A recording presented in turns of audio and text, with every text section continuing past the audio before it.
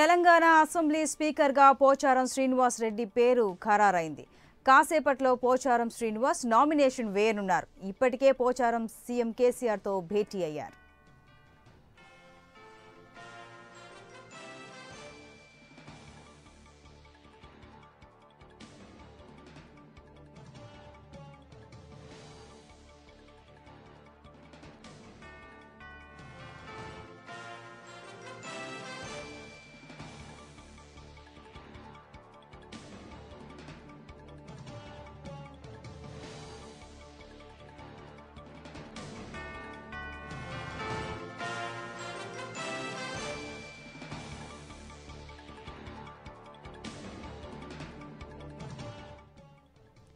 Telangana assembly స్పీకర్గా పోచారం శ్రీనివాస్ రెడ్డి పేరు ఖరారైంది. కాసేపట్లో పోచారం శ్రీనివాస్ రెడ్డి నామినేషన్ వేయనున్నారు.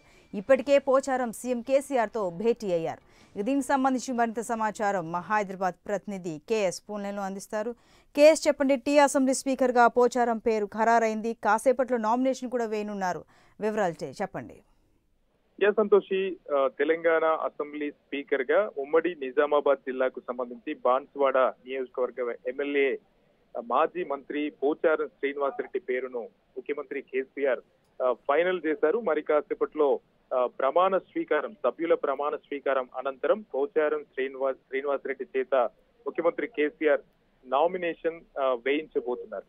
దాదాపు ఇంతవరకు వచ్చినటువంటి టెన్షన్ అంటే ఒకటి, పోచారం శ్రీనివాస్ రెడ్డి మొదటి నుంచి స్పీకర్ కు సంబంధించి ఒక భయాందోళన నేపథ్యంలో ఆయన ఈ ప్రతిపాదనను తిరస్కరించారు. కానీ ఎట్టకేలకు ముఖ్యమంత్రి కేసీఆర్ పోచారం శ్రీనివాస్ రెడ్డికి రాజకీయ జీవితానికి సంబంధించి పూర్తి హామీ ఇవ్వడం జరిగింది. దీంతో ఆయన స్పీకర్ గా బాధ్యతలు చేపట్టేందుకు ఆయన అంగీకరించారు. దాదాపు 68 సంవత్సరాలు పోచారం శ్రీనివాస్ రెడ్డికి 30 ఏళ్ల పాటు రాజకీయ జీవితం, సుదీర్ఘ రాజకీయ జీవితం పోచారం శ్రీనివాస్ రెడ్డికి ఉంది. 1976లో ఆయన పొలిటికల్ ఎంట్రీ జరిగింది. 1977 దేశాయిపేట సహకార సంఘ అధ్యక్షుడిగా చేసినటువంటి పోచారం శ్రీనివాస్ రెడ్డి ఆ తర్వాత బాన్స్వాడ సమితి ప్రెసిడెంట్ గా కూడా పోటీ చేసి ఓడిపోయారు. ఎల్ఎంబి డైరెక్టర్ గా చేశారు.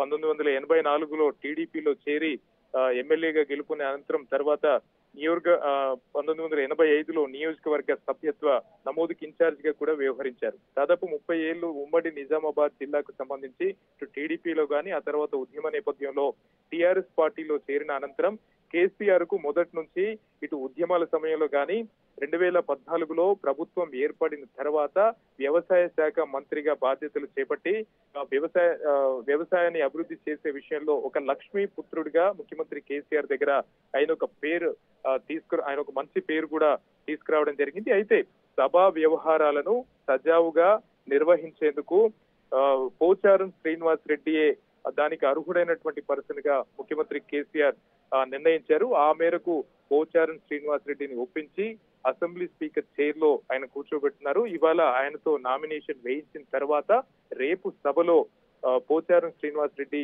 అసెంబ్లీ స్పీకర్ గా ఒక ఏకగ్రీవ ఎన్నిక అనేది జరగడం సత్యంలో కనిపిస్తోంది. సంతోషి, అసెంబ్లీ స్పీకర్ రేస్ లో ఇద్దరు పేర్లు వినిపించాయి. ఎట్టకేలకు పోచారం పేరుని ఖరారు చేసింది పార్టీ. మరి మిగతా వాళ్ళ పరిస్థితి ఏమిటి? ఒకటి అంటే మొదటి నుంచి స్పీకర్ ఎన్నిక విషయంలో కేసీఆర్ ఆచితూచి వ్యవహరించారని చెప్పాలి. మాజీ మంత్రులుగా అంటే స్పీకర్ మధుసూదనాచారి 2014లో స్పీకర్ అయిన తర్వాత భూపాలపల్లి నియోజకవర్గాన్ని నుంచి ఆయన ఈ ఎన్నికల్లో ఓడిపోయారు. ఖచ్చితంగా మరొకరిని స్పీకర్ గా ఎన్నుకున్నటువంటి నేపథ్యంలో ఇటు ఆదిలాబాద్ జిల్లాకు సంబంధించి ఒక ఇద్దరు మాజీ మంత్రులు ఇంద్రకరణ్ రెడ్డి పేరును పరిశీలించారు. తర్వాత ఉమ్మడి వరంగల్ జిల్లాకు సంబంధించినటువంటి రెడ్డి నాయక్ పేరు పరిశీలించడం జరిగింది. కరీంనగర్ జిల్లాకు సంబంధించి ఆర్థిక మంత్రిగా ఉన్నటువంటి ఈటెల రాజేందర్ పరిశీలించారు.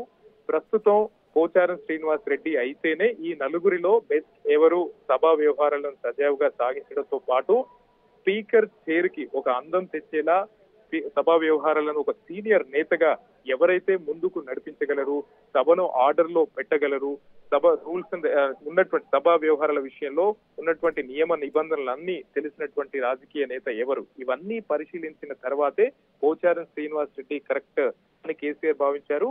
ఇందులో భాగంగానే ఆయనను ఒప్పించి మరి స్పీకర్ గా నామినేషన్ వేయిస్తున్నారు. మిగతా అంటే ఎవరైతే దీంట్లో స్పీకర్ విషయంలో ఆశావాహులుగా మనం చెప్పడానికి ఉండదు. ఎందుకంటే స్పీకర్ అనగానే తెలంగాణలో ఒక భయాందోళన అనేది మొదటి నుంచి ఉంది. ఆ స్పీకర్ చైర్ లో ఉన్నటువంటి స్పీకర్ గా బాధ్యతలు చేపట్టిన వాళ్ళు తర్వాత ఎన్నికల్లో ఓడిపోతారనేటువంటి ఒక భయంతో పదవి చేపట్టేందుకు ముందుకు రాలేదు. కేసీఆర్ చొరవ తీసుకొని పోచారం శ్రీనివాస్ రెడ్డిని ఒప్పించి ఆ పదవికి ఆయనే అర్హుడిగా గుర్తించిన తర్వాతే పోచారంతో నామినేషన్ వేస్తున్నారు. రేపు పోచారం శ్రీనివాస్ రెడ్డి ఏకగ్రీవ ఎన్నిక కూడా జరగబోతుంది.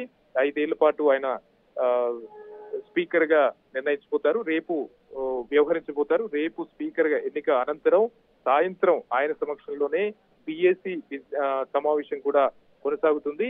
రేపటి నుంచి మరొక 3 రోజుల పాటు స్పీకర్ సమక్షంలోనే మిగతా సమావేశాలన్నీ కూడా జరగబోతున్నాయి. Santosh. Right KS, thank you.